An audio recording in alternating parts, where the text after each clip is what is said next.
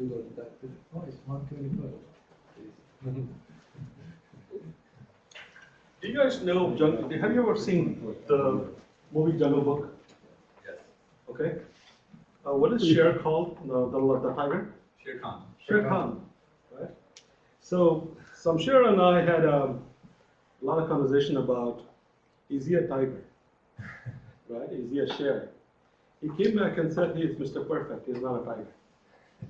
Right? Tigers are usually perfect animals. So in terms of size and in their prowess and how fast they move, and they look great and majestic, right? So it was a choice of product naming here. We had to figure out what do we call a company that is a great companion for your cameras. So if you want to buy accessories for your camera, you need a good assistant, a perfect companion. And I asked him, what does his name stand for? He said, Mr. Perfect. So we kind of made some match, and we said, let's call this product Samsher, which is same as Mr. Perfect, and that's his name, right? So, product names don't happen in accident, right? There's usually some story behind it. So that's the story behind our product naming. So. Good name. Thank you, sir. Right. Thank you. And he's got a great story to tell. Thank you. Hello. Thank you for that nice introduction, Shravan. Thank you so much. I'm going to present on a camera's recommender system. It's called Samsher Perfect Companion for Camera Purchases.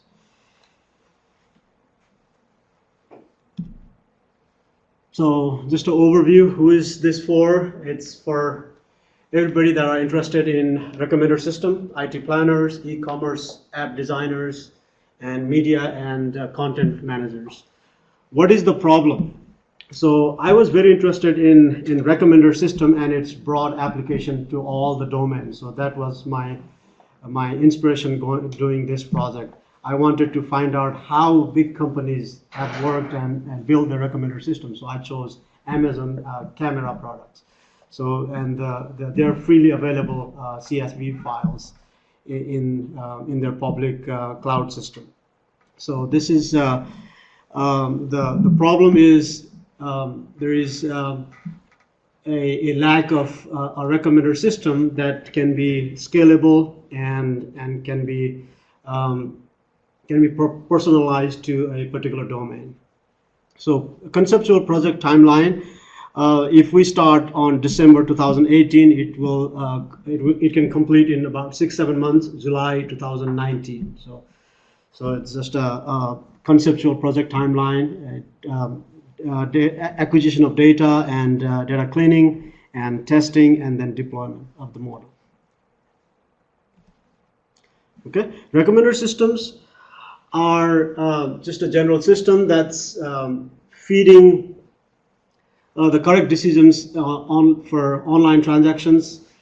We can, with the recommender system, we can increase the sales and redefine the web surfing experience. We can add value to any e-commerce systems and increase shopping revenue in e-commerce online businesses using a nicely designed recommender system. So there are basically 3 types of recommender system: collaborative filtering, content-based, and hybrid filtering. Hybrid just is a combination of collaborative and content-based filtering. So the camera accessories, this is just a visual representation of all the different categories of cameras. You have a machine learning model that takes all the items and their ratings and matches, with the user profiles, matches that and creates a model based on the user-user interaction and user-item interaction. So user-user is a collaborative filtering where if user A and B likes item 1, and if user A likes item 2, most likely user B is also going to like that item.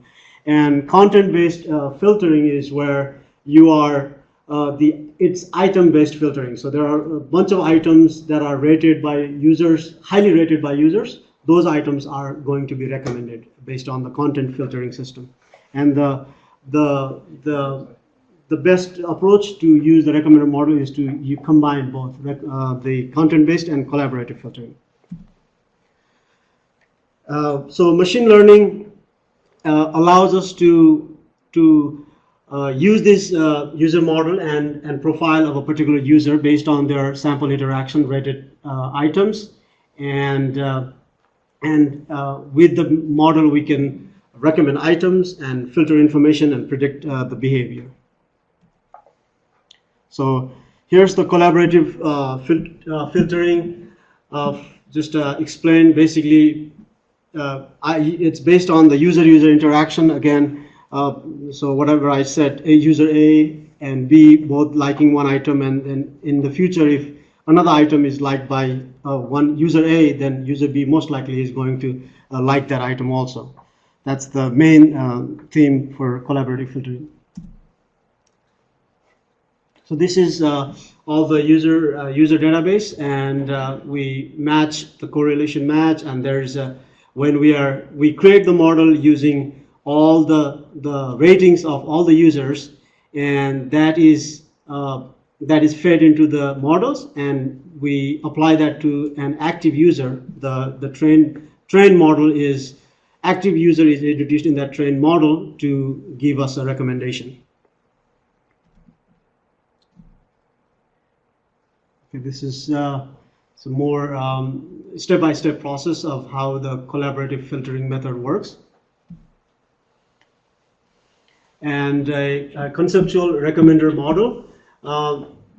So I have tried to incorporate to develop API. I have used and also as I was researching through this project, I was able to learn that Microsoft SQL Server can also be used to actually create a model using the Python language starting from 2016 version. So ideally you can have a dynamic system where we can create models within the database, within our database systems, Microsoft SQL Server, and that can be interacting with the API to give us a consumer model, which can be consumed by the customers. And the 2D Create library was used for generating our models. And 2D Create is a very popular repository or a library that can give us features like product recommendation, object detection, image classification, and image similarity or activity classification. Okay, so this is like I said before, the best way to build a good recommender system is to combine the features of both content and collaboration based, and we can come up with a more thorough recommender model, recommender engine. So this is a nice schematics that kind of summarizes how the process works. So we are getting a raw data, and the RESTful API can interact with SQL Server database, and the RESTful API can work by itself, or it can interact with a Flask web API. Flask is a Python web framework, and we can use Flask to have a visual user interface that user can interact with. And the Jupyter notebook is where all the data cleaning and the model preparation and model creation is done. And with that, we can save a model to dynamically load the model and use it. And that's what I have done in my project. So then we create a full user-ready matrix, and then we can use that against the active user ratings to give the more recommendations. 5 minutes. Okay.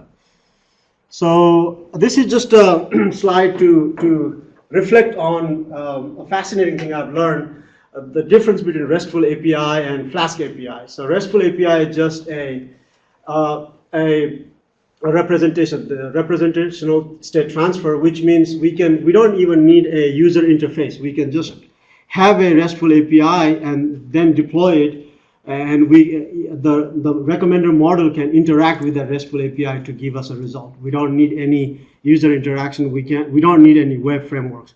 So it can work by itself. So that's RESTful API. And how we can use RESTful API, we can just use a deployed URL. We can use that curl, and we feed in the parameter for the model, and then we get the output. And we can. I will show you in the demo. So Flask API is just a Python implementation of REST API framework to create visually appealing web apps, which is a very lightweight micro web framework service. Okay, so we will go through here's the site, and this is what I have created. So it is interacting simultaneously with the SQL Server and the Python recommender model. So this is these are links to there is a top cameras accessories, and we could these are the names where these are the users that have the most number of ratings, reviews, and we can click on that, and it will talk to the model and generate us the best product that they are recommending. So if we click here, so these are the top 10 items that based on that user that model gave us. What does score mean? Score is the higher the score, it will rank on the top. So the higher the score is the model generated score based on all the user interactions.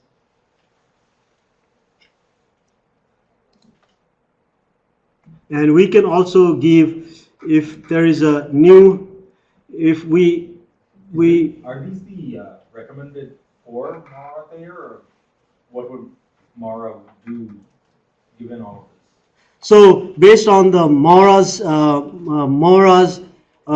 ratings, it is giving the products that are that the Mara has not seen before. So collaborative filtering, because we are fitting in Mora as an active user based on all the database we have. So these are recommendations for Mora, yeah. And so if I put my name here for an example, I can put my name here. So I am not in the system, so it will give me the best items that a completely new user is being recommended. That they have no system. There is a general best product, arbitrary best product that I could be recommended with, as opposed to a user already in the database. And these are just the top cameras. If I just want to see the top cameras, it lists all the top cameras and the product link. If I want to search on that product, then I can just copy and paste that link. So that is automatically generated based on that product name. And this is a dynamically generated report, so it will, as the database changes over time, it will change also. And then this is highly reviewed accessories. So these are top 5 products that have the highest rating, highest rated times. They were high.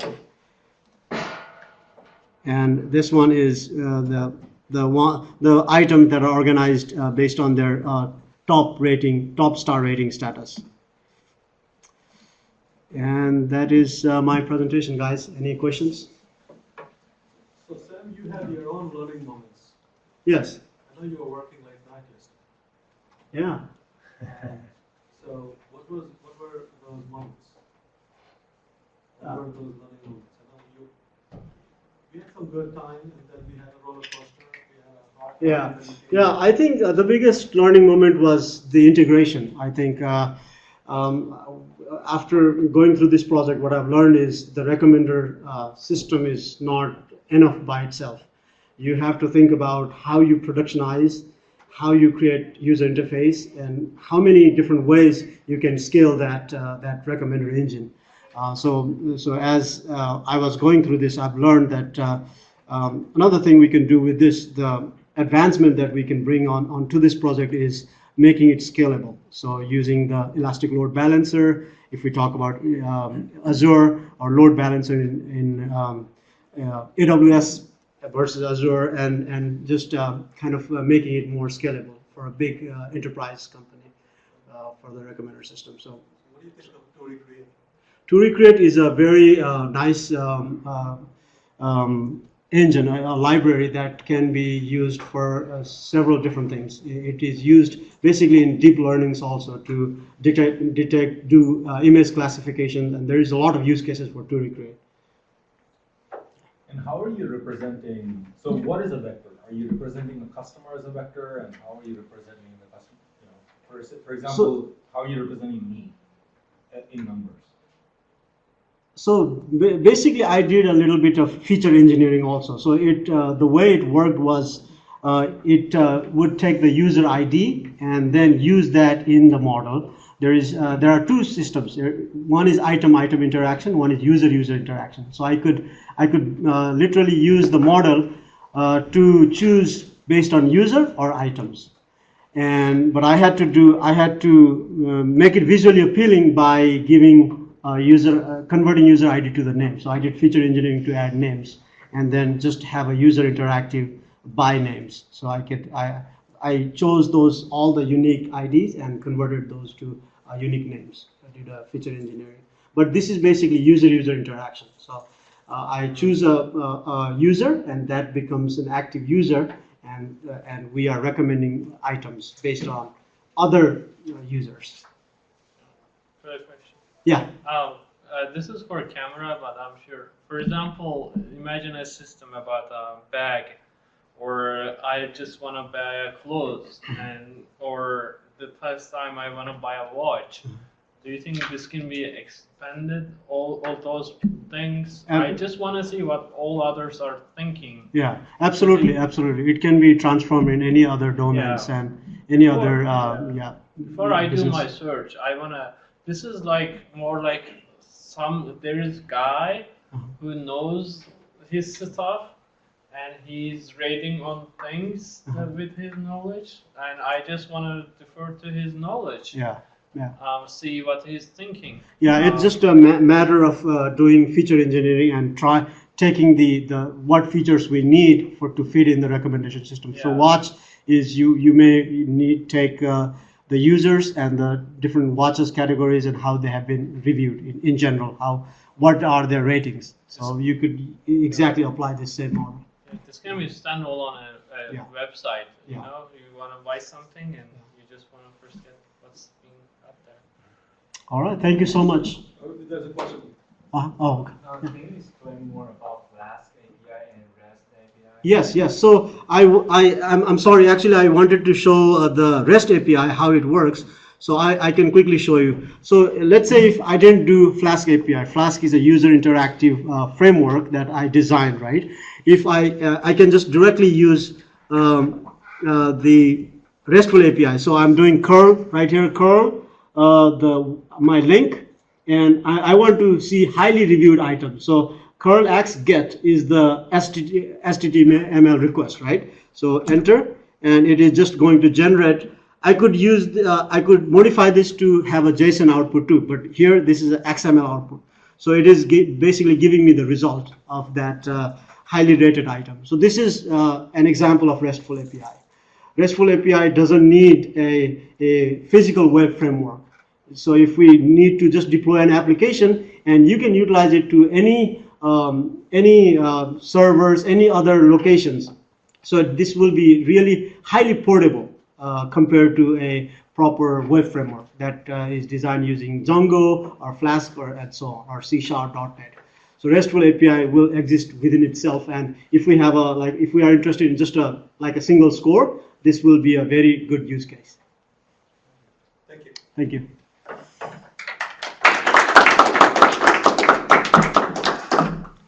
We're going to make a small adjustment to the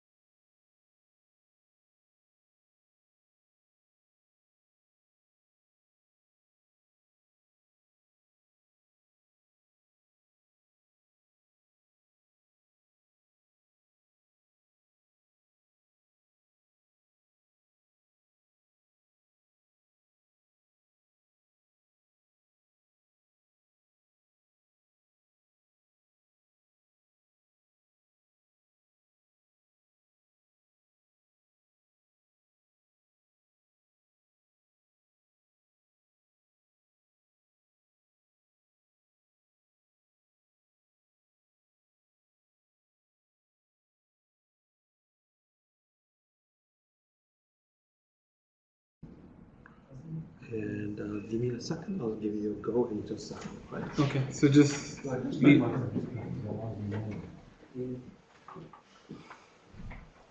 No.